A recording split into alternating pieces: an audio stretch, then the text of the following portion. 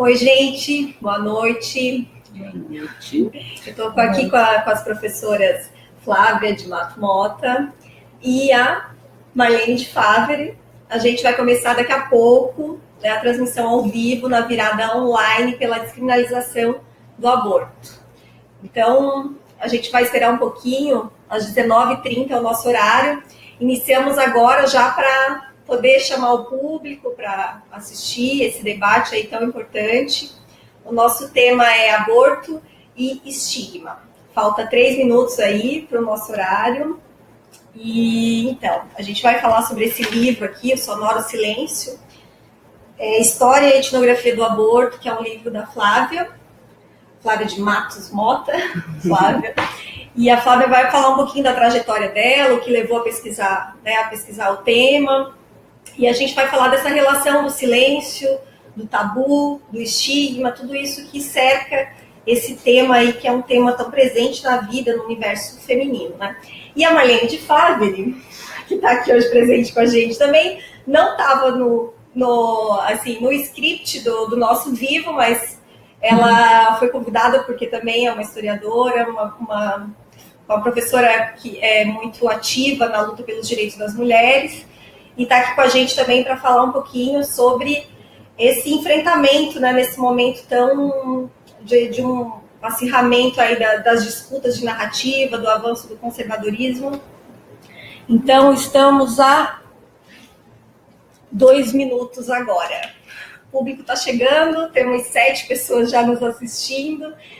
E eu peço aí para vocês mandarem perguntas, sugestões, enfim, críticas para o nosso debate. Acho que é muito importante. E vocês querem dizer alguma coisa também? Um oi para o público?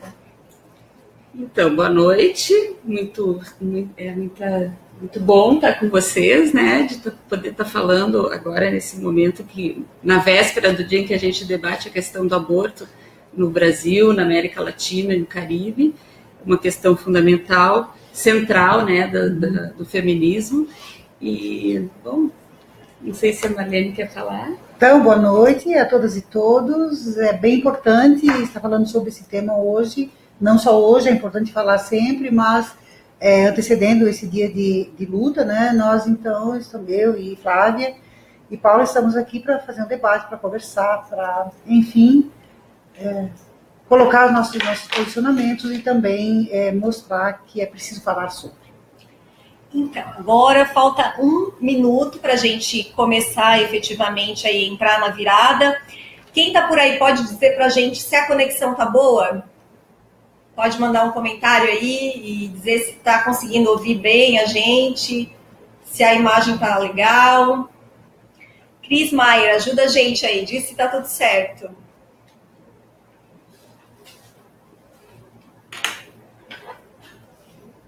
10 pessoas. Vamos ver se alguém comenta. Teve um comentário ali. Entrou. Sim, então tá. Vamos lá. Então, eu vou repetir aqui a nossa abertura, tá? Para quem está entrando agora, eu sou Paula Guimarães, jornalista do Portal Catarinas. O Portal Catarinas é um portal de jornalismo especializado em gênero, feminismos e direitos humanos. Ao meu lado, a professora da UDESC, Flávia de Matos Mota, antropóloga. Do meu outro lado, Marlene de Favre, historiadora, professora da UDESC também. Hoje a gente vai falar sobre aborto e estigma.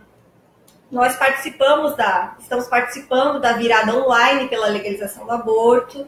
É o 2º ano que essa iniciativa acontece para falar sobre esse tema que é um tema tabu na sociedade, né? Um tema que é estigma, é sonegado, um tema que é tratado numa esfera da hipocrisia. Então a gente vai tentar desvendar aí um pouquinho dessas relações entre silêncio, negação e o tabu do aborto. Então, a virada começou ontem, às 11h30, e segue até a madrugada do dia 28. São mais de 24 horas de debate sobre esse tema que faz parte do cotidiano das mulheres brasileiras. Né? A cada 1 minuto, uma mulher aborta, segundo a Pesquisa Nacional do Aborto, que traz os dados de 2015 com 500 mil mulheres. 500 mil mulheres abortaram em 2015 e estima-se que 200 mulheres morram todos os anos em função da clandestinidade. A Flávia, ela escreveu esse livro, Sonoro Silêncio, Historiografia e Etnografia do Aborto, que é um livro onde ela traz relatos, experiências de mulheres de Santa Catarina, do Rio Grande do Sul, dos séculos 20 e 21. Flávia, primeiro eu queria saber o que te motivou, né, um pouquinho da tua trajetória, o que te levou para essa pesquisa sobre esse tema assim tão delicado. Bom, em primeiro lugar, o fato de eu ser mulher, né?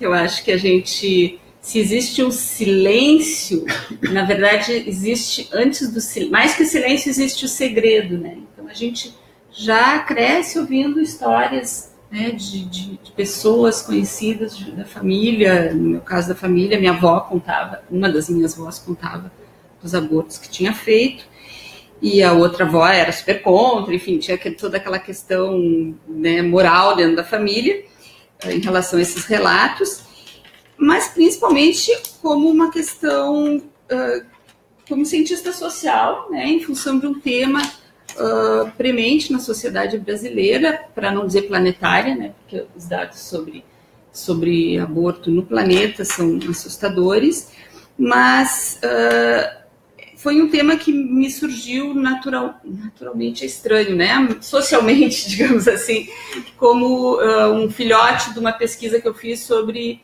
terceira idade, mulheres na velhice, em que eu comecei grávida, e a minha gravidez no campo trouxe a experiência daquelas idosas, de algumas delas, inclusive a polêmica, como é que tu sabe que o neném é assim? Eu tinha os dois lados, né? Tinha condenação.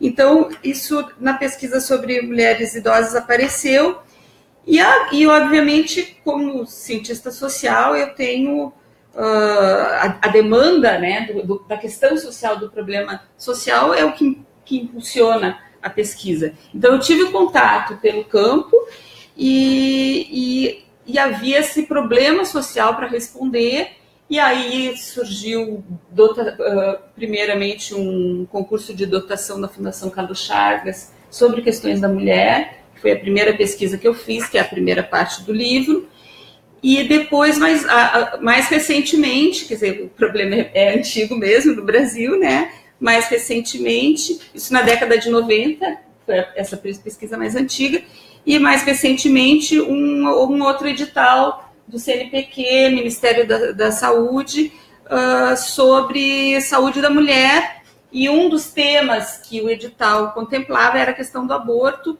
Na época eu ainda não era professora aqui da UDESC, e sendo uma especialista, fui chamada pelas colegas aqui do LabGF para integrar como especialista visitante, fazer a pesquisa como uma pesquisa do grupo de pesquisa especializado em gênero, né, e mulher, que é o LabGF, para exatamente responder essa demanda, né, que é da sociedade, mas que vinha, né, pensando como uma demanda de políticas públicas também para se pensar.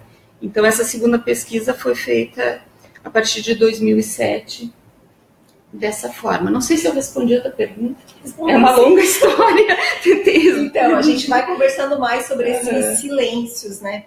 A gente está aqui na virada feminista online pela legalização do aborto. Essa virada, né, faz parte do calendário do Dia de Luta pela Descriminalização do Aborto na América Latina e Caribe, que é amanhã, dia 28 de setembro, né?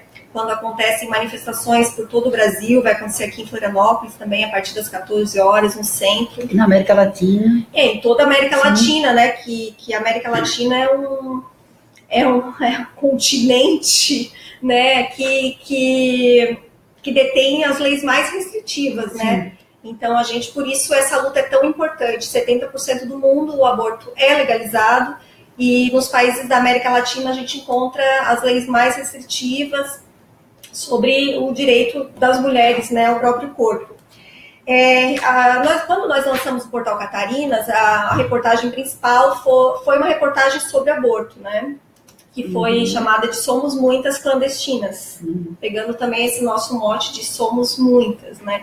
E recentemente, neste ano, em fevereiro e em março, a gente fez 2 matérias sobre prisões de mulheres que foram denunciadas dentro de hospital. Elas chegaram para o atendimento de emergência, de abortamento, e foram denunciadas pelos próprios médicos. Isso não pode acontecer, é ilegal. A gente entrevistou pessoas, né, advogados, enfim, especialistas. Um caso aconteceu no Hospital Evangélico de Curitiba e o outro no hospital no Mato Grosso do Sul, em Campo Grande, que a mulher já foi escoltada. Ela chamou o SAMU e ela foi escoltada pelo hospital e ficou lá escoltada pela polícia.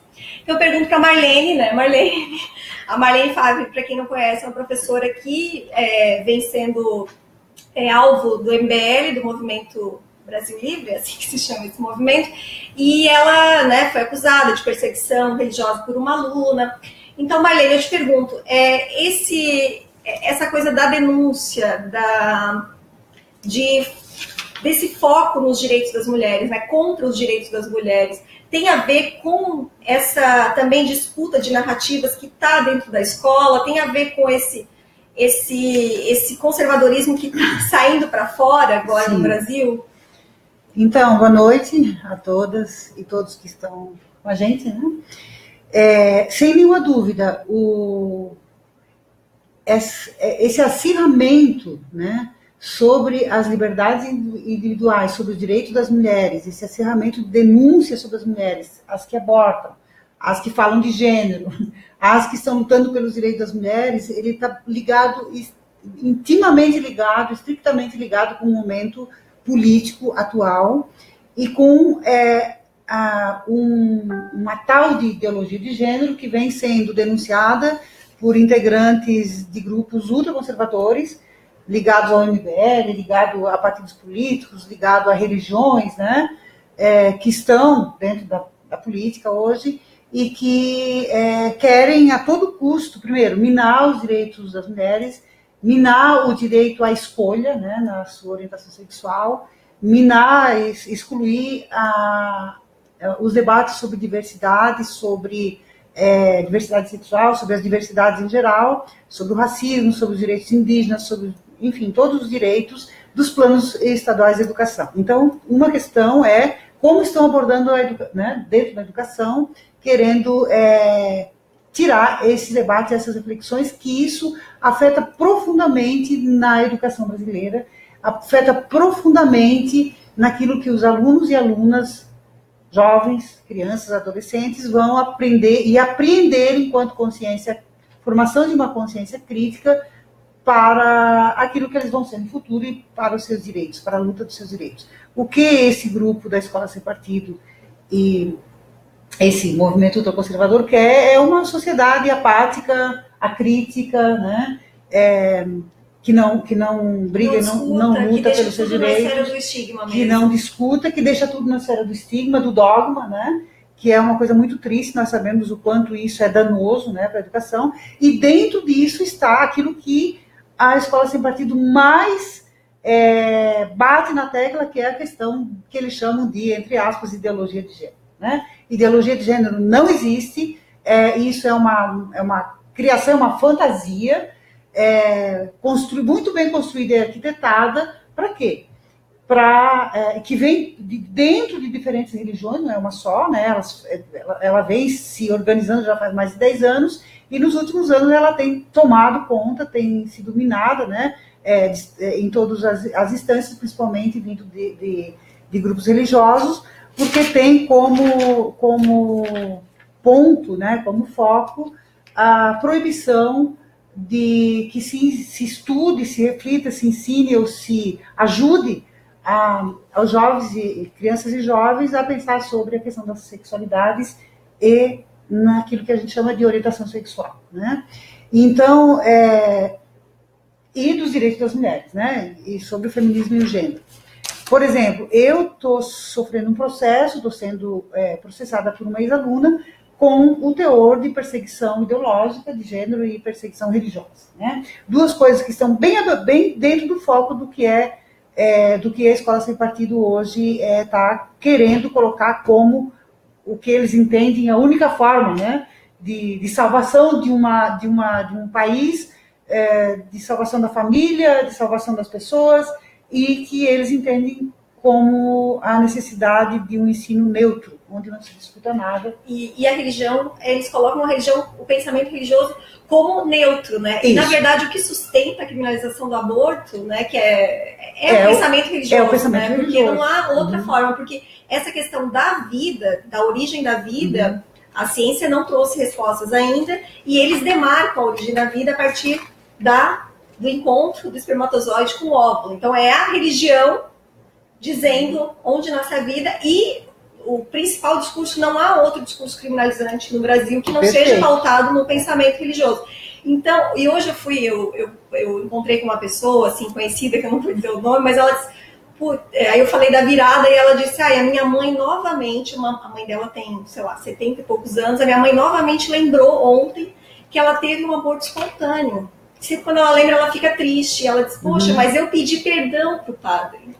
Gente, ela teve um aborto espontâneo e ela pediu perdão. E o padre disse, não, mas tu não teve culpa, tal, mas ainda deu uma penitência para ela. Então, como isso, ela dizendo para mim, eu fiquei tão triste de saber que a minha mãe carrega isso ainda, como isso é um peso para ela. Então, eu queria saber da Flávia, dos relatos, das entrevistas que ela fez, assim, quais discursos comuns, né, dentro desses relatos dessas mulheres do século XX e XXI. Os discursos comuns... Nesses relatos, assim, que você encontrou, mesmo dessas mulheres, né, sendo de séculos diferentes, assim, o que elas trazem de que elas dizem, comum, né? Bom, a prática, a interrupção da gravidez tem algo em comum, né, em si. Agora, eu acho que historicamente elas vão mudando os significados. Acho que em comum tem o segredo, né, o silêncio e o segredo. Mas tem muitas mudanças de lá para cá. Eu queria pegar um ganchinho com o que a Marlene falou sobre... Eu acho que tem coisas que se aproximam e coisas que se afastam, né, do passado e do presente. E eu acho assim que no momento de crise econômica, de endireitamento, né, de uma forte tendência ao conservadorismo, as minorias, as identidades subalternas, né, em relação de opressão, tendem a sofrer esse acirramento da dominação e um controle maior sobre os pensamentos, a expressão, a arte, a escrita e os próprios corpos, né? E isso não é de hoje, né? A mulher, ela sempre, ao longo da história, o corpo da mulher está sempre alvo desses poderes, né? Mas eu queria lembrar, esse que era o gancho que eu queria fazer, que no Brasil a proibição do aborto ela vai se dar em 1940. Quer dizer, é bastante recente, né? Mas antes disso, o aborto já tinha todo esse estigma, né?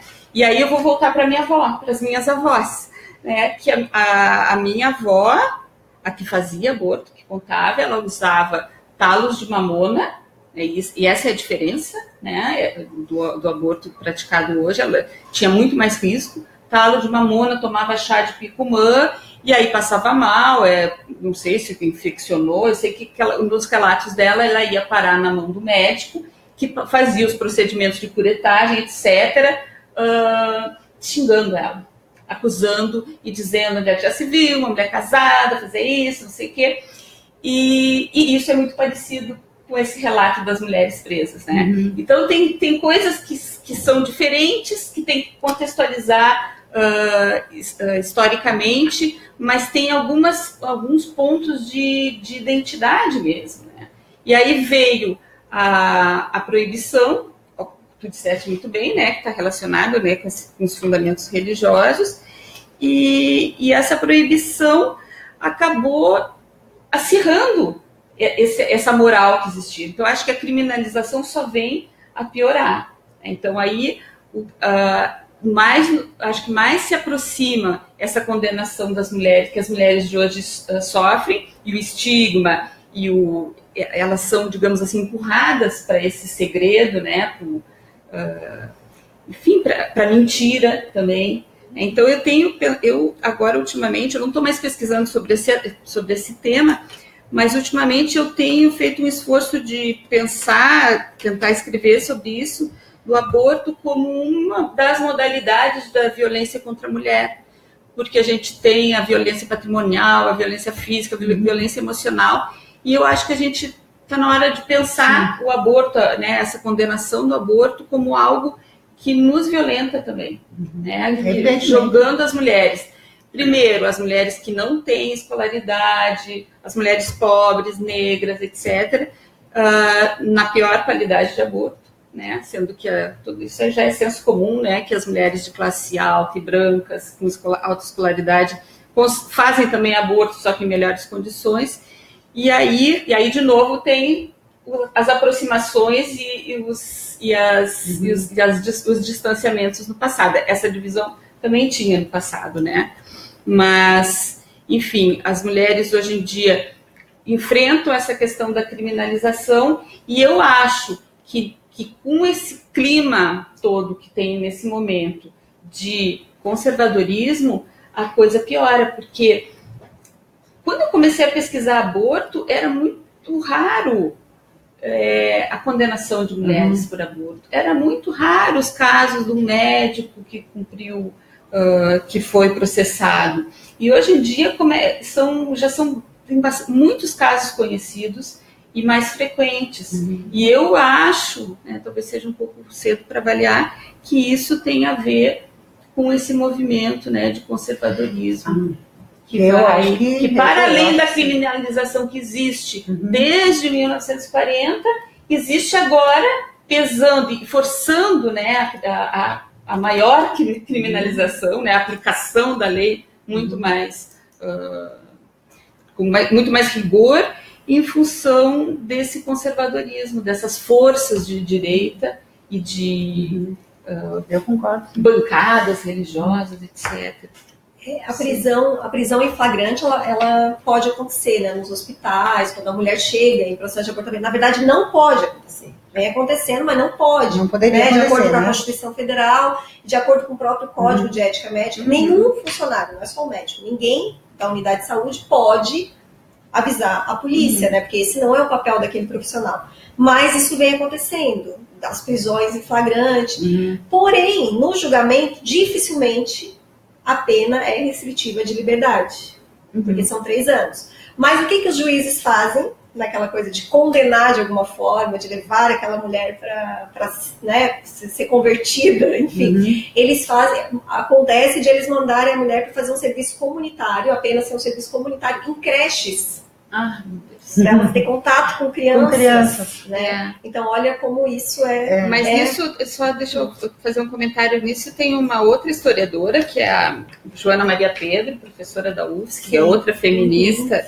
uma grande intelectual, que ela tem uma pesquisa sobre aborto, em que ela mostra, aqui, né, em Florianópolis, e ela mostra como embora não fosse condenada, essa publicização, né, a mulher passar por tudo isso, ela é parte de um esquema punitivo, né, a vergonha, o constrangimento, a incomodação, ela faz parte, né, de uma lógica de punição sobre a mulher. Ela não vai ser presa no final, mas ela vai ter todo esse desconforto, essa vergonha, esse mal-estar.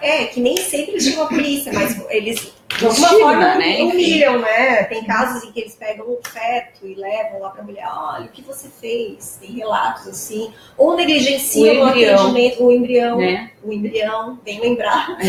O embrião. Então, que raramente é um feto. Pois é, tem isso também, mas se bom, é bom demarcar, né?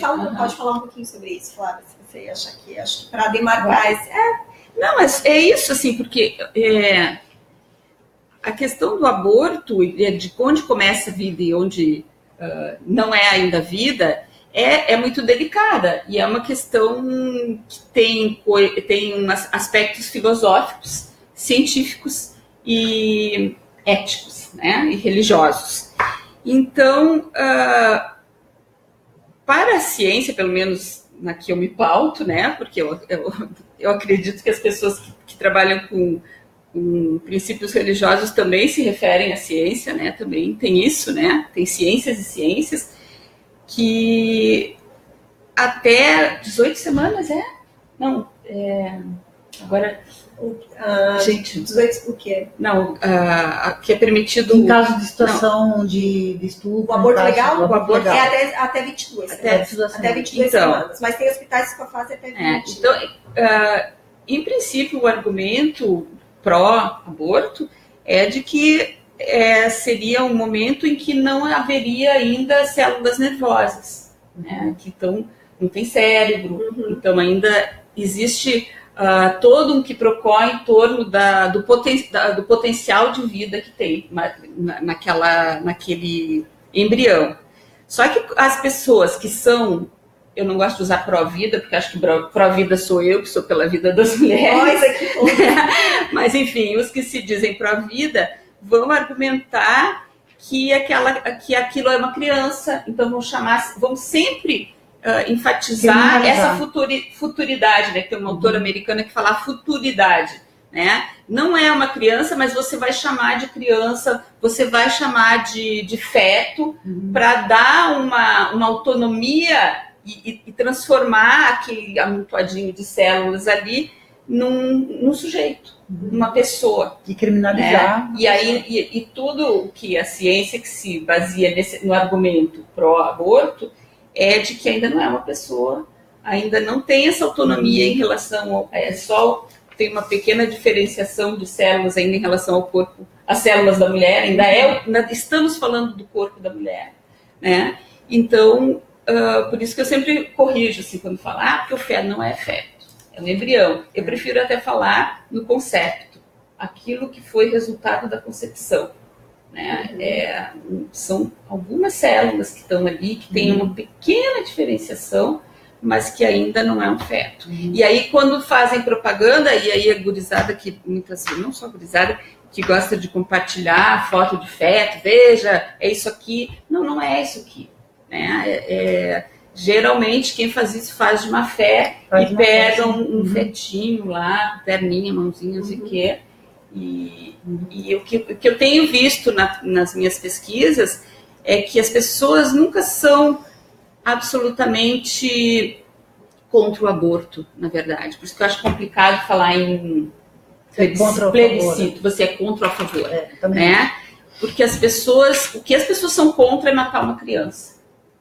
Né? Então, quando tu pergunta a queima-roupa para uma pessoa, você é a favor do aborto? A pessoa diz não. Mas é porque a pessoa está pensando naquela coisa da criança. Mas quando a gente defende o aborto, né, o direito ao aborto, é pela interrupção de uma gravidez numa fase muito inicial em que ainda não se pode falar de uma criança.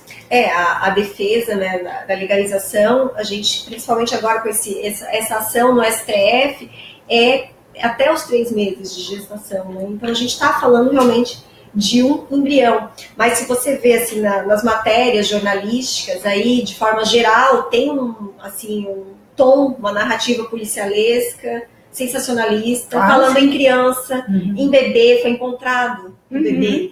Né? Tem umas que dizem até o menino ou a menina, porque tem alguma coisa que eles identificam já o sexo, enfim. Então, por isso essa importância de falar sobre o aborto, porque esse lugar do não debate é que propicia esse tipo de desconhecimento, desinformação. E quem que vai dizer assim, né, uma pessoa que tem já tá dentro dessa lógica de igreja, vai dizer assim, não, eu sou pró-aborto. Então, esse debate é um debate um pouco, quando você coloca pró e contra, o que você acha desse debate? Ele desvirtua um pouco a questão, a abordagem humanitária? Sim, evidentemente. Vai forçar com que a pessoa tome uma posição, só a favor ou contra, e não é essa a questão. Eu acho que é uma questão de saúde pública, de direito do corpo, do nosso corpo, né? O nosso corpo nos pertence, do direito a escolhas, e é uma questão de saúde pública e uma questão privada, né? Uma questão pessoal, privada. Não é uma questão que deve ser legislada com interesses políticos, como está sendo, né? Porque é isso que está acontecendo.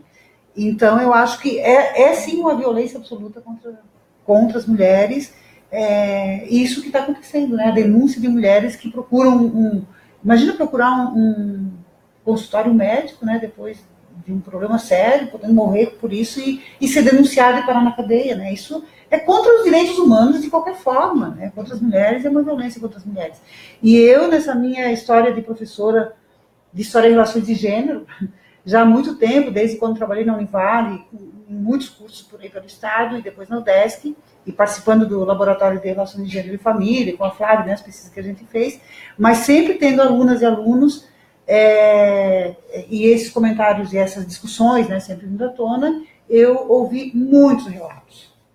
Eu tenho histórias de alunas que, por conta de uma discussão, saem da sala chorando, porque não aguentam de culpa, né? A culpa que elas sentem ainda por terem, em algum momento, terem que tomar essa decisão, e, em geral, uma decisão que elas tomaram sozinhas, porque o parceiro, né, exceto com exceções, evidentemente, que existem, de proveito e outras coisas, mas, assim, quase que sempre uma mulher engravida, porque existe uma parceria, mas o parceiro, o homem, né, suposto futuro pai, nunca aparece, nunca é o culpado, nunca tem, não que tem que ser culpado, né? Não é isso, nenhum dos dois deve ter culpabilidade, mas assim, ele não existe na relação. Fica só sobre as mulheres, o seu corpo, né? E a sua decisão. E hoje no debate, eu assisti várias conversas hoje na virada, e uma coisa que me chamou muita atenção, né? Que teve uma fala, eu não lembro, acho que foi da Silvia Camurça, lá da SOS Cor, eu acho que foi, não sei, mas que diz assim, o único crime que denota gênero, né, é o aborto, porque o homem não é preso por abortar, porque ele não engravida. Sim, né? Então é um crime bem focado na desigualdade. Na desigualdade absoluta, de gênero, né? E a gente está vivendo aí uma onda feminista, quer dizer, né, desde, acho que final de 2015, eu acho que foi isso, final de 2014, enfim, acho que em 2015, uma onda feminista, e é quem diga que veio das redes, sim, né? Quando aquela sigla virou aí muito popular, que é 5069, aquele projeto do Eduardo Cunha, que queria cercear o direito à pílula dia seguinte, ao aborto legal, né, informação ao aborto legal para as mulheres vítimas de estupro. Então, de certa forma, o aborto, ele está na pauta muito fortemente do movimento feminista. Evidentemente. Por mais que ele ainda, né, ele não seja assim, ele não mobilize tanto, porque ainda há restrições, né, das próprias feministas, que tem também um diálogo muito forte com a religião e tal, mas o aborto, ele está aí na parada como uma pauta muito importante dos direitos das mulheres. Então, eu queria que vocês fizessem uma reflexão sobre isso, assim. Quer começar, Flávia? Agora fiquei... Por que isso está tão latente, né? E o aborto, ele tá realmente aí, a gente precisa discutir, porque assim, são 70 projetos que os legisladores estão aí, que estão tramitando, três estão tramitando mais fortemente, né? Eles querem colocar na Constituição o direito à vida desde a concepção. Então, de certa forma, os movimentos, eles estão, hoje, né, esse dia da virada também é uma forma de lutar contra esse conservadorismo. Então, eu queria saber de vocês, assim, a relação dessa necessidade de controle do corpo das mulheres, né, e esse movimento das mulheres contra isso, né, contra essa ascensão do conservadorismo. E do aborto está ali como central. Eu acho que é parte, né, de toda uma lógica que vem se instaurando e que é moralista. Ai, gente, desculpe. Muita aula. É moralista e moralizante, né, e que, no sentido mais amplo, pega desde o museu queer, que foi fechado, sim, até a ideia de família, que também já vem há algum tempo, tendo uma tendência a restringir, né, o que se entende por família, tirando todas as outras formas de arranjos familiares alternativos, sendo deixando de ser visto como famílias. E dentro dessa ideia, né, de família ideal, conservadora, padrão, a mulher sempre ocupou um papel fundamental, né, central. Né? Eu acho que os jornais, né, do século passado, né, da primeira metade do século XX, estavam cheios de pedagogias sobre qual é o papel da mulher na família, né? O que se espera da mulher na família. E o papel da mulher na família é o papel de mãe. Claro que a sociedade, o capitalismo não pode abrir mão da mulher trabalhadora também, né? Mas não abre mão da mulher como esse eixo central da família, né? Ainda tem essa coisa da família brasileira, que a mulher tem um poder, né, muito particular, e ela, como genitora, é fundamental nessa representação de mulher. E a representação da família heterossexual, né? A representação da maternidade como a função maior e máxima da mulher. E aí, acho que o aborto acaba sendo uma bandeira, né, importante para manter esse modelo de mulher, né? Uma mulher vocacionada para a maternidade. Se ela é vocacionada para a maternidade, ela tem que aceitar os filhos, né? Deixar e vir os filhos. Tinha um trabalho antigo que era esse, sobre o Nordeste, deixar e vir os filhos, né? Se veio, a gente tem que aceitar. É o destino final da mulher. É o destino final. As nossas mães, as nossas avós, a minha mãe teve 6, minha avó, a mãe da minha mãe teve 12 e a outra teve 18. Então, assim, veja, né? Então, pensa, 18 filhos. Há quem tivesse até mais. Eu sou do interior do estado, no meio rural, do sul de Santa Catarina, do interior de Nova Veneza, de Vila Maria, ou seja, de um lugar onde as mulheres camponesas tinham que ter um filho atrás do outro. E ai de alguma delas pensar em interromper uma gravidez. A religiosidade a execraria para o resto da vida, né? Então, mas a religiosidade é interessante no discurso religioso, é que a religiosidade não dá uma resposta para a contracepção, né? Não. Porque usar camisinha, tomar anticoncepcional é pecado. É pecado. Então, não dá uma resposta. Mas quando a mulher engravida, qual que é a primeira coisa que eles falam? Porque não se cuidou. Porque não se cuidou. Então, nunca é o homem. Além de ser contraditória, é sempre a mulher. E a mulher é que cuida, né? A mulher é que tem a responsabilidade do cuidado com os filhos, com os maridos, com os idosos. Então, no mínimo, ela escolher sobre o seu corpo, né? Sobre essa questão que você perguntou, né? Sobre a questão do feminismo do pós-2013, 2014 principalmente, eu penso que sim. As redes sociais ajudaram muito. A emergência e a necessidade de lutar ainda mais, porque nós tivemos um período que parecia que estava bastante confortável, que foi 2009, 2010, 2011, até mais ou menos 2012, um pouquinho antes, assim, nesse período. Eu lembro que a gente falava muito, escrevia muito, fazia dossiês, né? Parecia assim que, bom, as relações de gênero e o feminino chegaram num lugar que não há mais como retroceder. E eu acho que não há mais como retroceder. Mas há um movimento cada vez mais forte contra isso, justamente porque nós temos que lembrar também que nós temos um golpe no Brasil, um golpe sexista, né? Tiraram uma mulher do poder por também ser mulher. É sempre bom lembrar que o golpe no Brasil foi sexista. É sempre bom lembrar que este senhor chamado Eduardo Cunha, que hoje está preso, que moral ele tem? Que moral tem essa pessoa para querer fazer leis, controlar o corpo das mulheres, criminalizar, né, as mulheres que engravidaram por ocasião de um estupro ou porque, né, tem alguma necessidade de fazer por conta da saúde.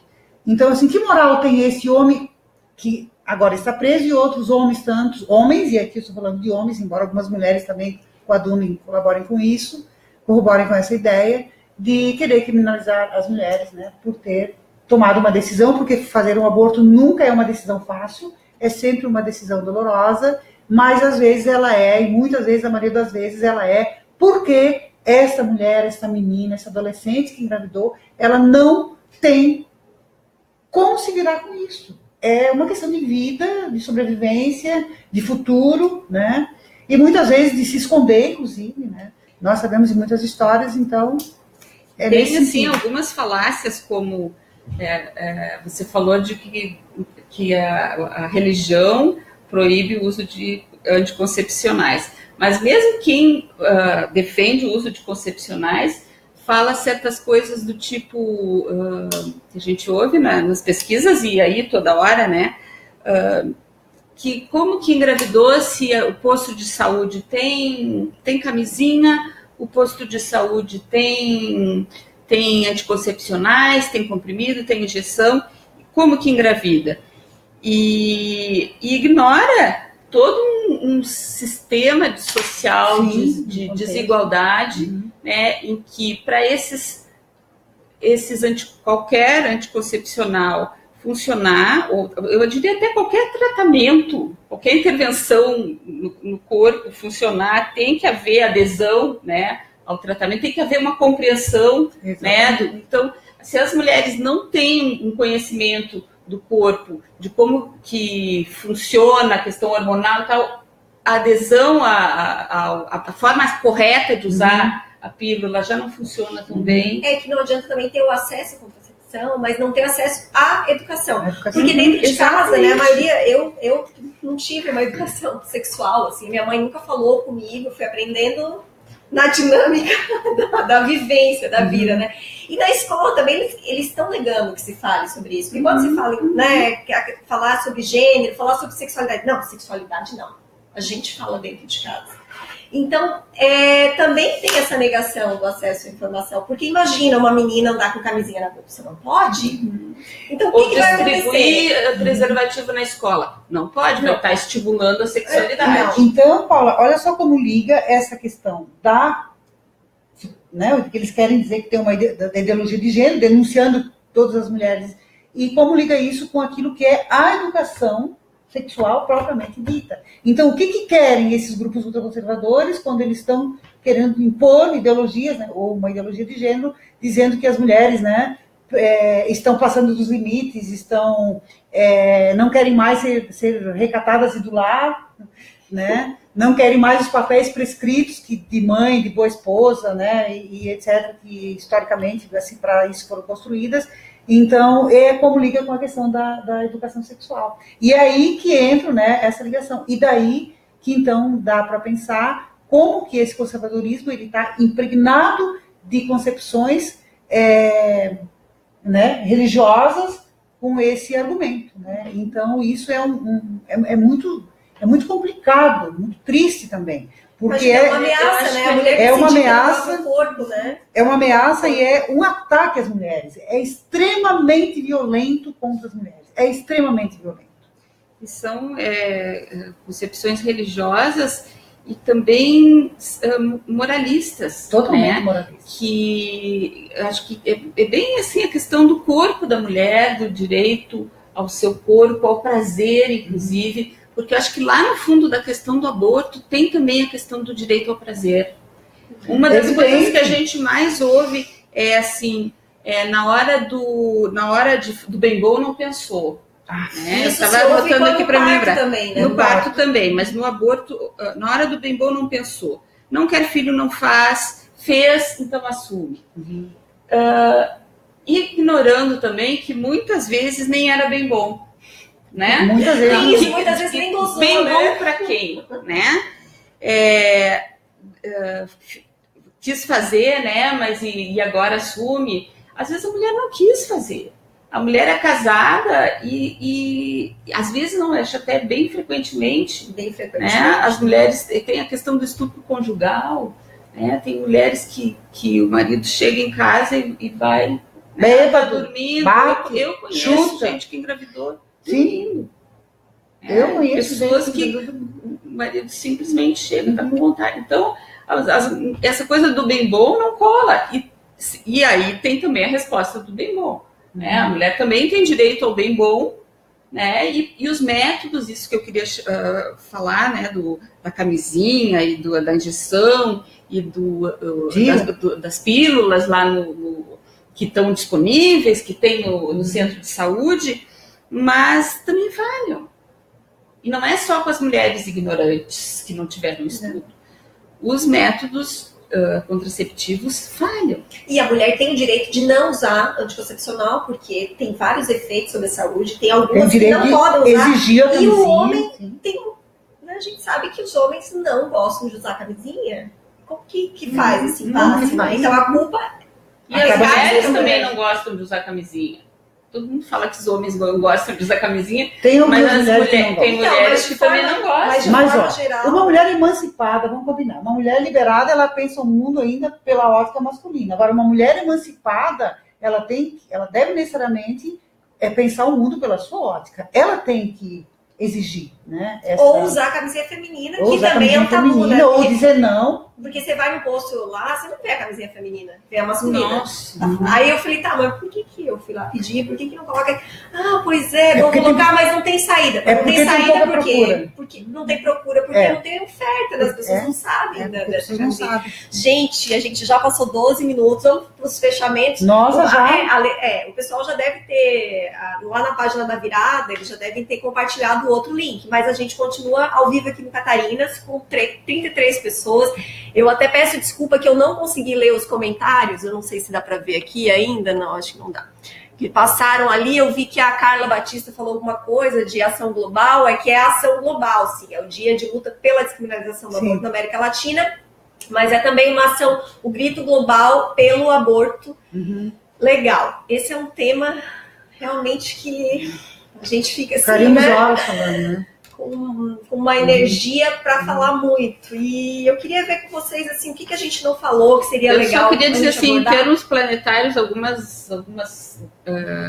alguns dados, né? Estima-se que 22 milhões de abortamentos são realizados em condições inseguras anualmente no mundo, acarretando a morte de 4 mil mulheres e comprometendo física e psicologicamente a saúde de 5 milhões de mulheres. Então, isso é absolutamente triste. É inacreditável. Vamos lá, então eu queria convidar todo mundo, né, as mulheres aí, os homens também, por que não, né, que deveriam se integrar nessa Aliás, eu queria dizer uma coisa, vamos lá. Né, os meninos precisam ser educados para respeitar as meninas. As meninas serem educadas para não deixar com que coloque a mão no seu corpo sem qualquer autorização, né, das pessoas da família ou quem precisa. E que se pare de colocar a culpa sempre nas mulheres. Isso é uma questão de educação. Isso é uma questão que tem que vir de casa. O debate de gênero na escola. O debate de gênero na escola. Não escapa disso, né? Então, gente, eu queria convidar vocês aí, amanhã tem atos, né, por todo o Brasil, pela América Latina, pelo mundo, e aqui em Florianópolis, a gente fala de Florianópolis, Santa Catarina, estamos aqui na Universidade do Estado de Santa Catarina. Amanhã nós temos concentração, atividades, entrega de panfletos a partir das 14 horas no centro da cidade. Nós vamos inaugurar uma esquina feminista, e aí teremos atrações artístico-culturais, a inauguração da esquina e depois uma marcha. É muito importante aí que vocês convidem as amigas, ativistas, porque o aborto é um tema difícil de lidar, então a gente precisa ter bastante gente lá para acolher as mulheres e dar informações, e porque a gente precisa falar sobre aborto, né? Precisamos. Sobre direitos. Sobre direitos e, assim, fazer um debate humanitário, né? Um debate honesto, ético sobre aborto, tirar o debate desse lugar do silêncio, da hipocrisia, né? E falar sobre a discriminação social que está junto com a criminalização, está coladinha na criminalização, que só o aborto, o crime de aborto só existe para quem não pode pagar, né? Para quem não tem um médico lá da família, para quem não pode acessar uma clínica de qualidade. E aí nós temos mulheres morrendo, mulheres sendo presas, ficando com sequelas, com silêncio, né? E muita gente fala da questão do trauma, né? Quanto o aborto é sofrido, mas ele não precisa ser sofrido, ele só é sofrido pela solidão e pelo silêncio. Mas tem muita gente que passa por isso tranquilamente. Então, que todas as mulheres possam acessar esse direito. E esse grito global é por isso, pelo respeito ao corpo da mulher, né, pelo respeito ao exercício da sexualidade. E eu agradeço a Flávia, que muito prontamente, aí, mesmo com toda a dinâmica, rotina, corrida dela, aceitou o convite de Catarinas. Agradeço também a Marlene, que também eu sei que ela teve que correr de alguns compromissos hoje para estar aqui com a gente.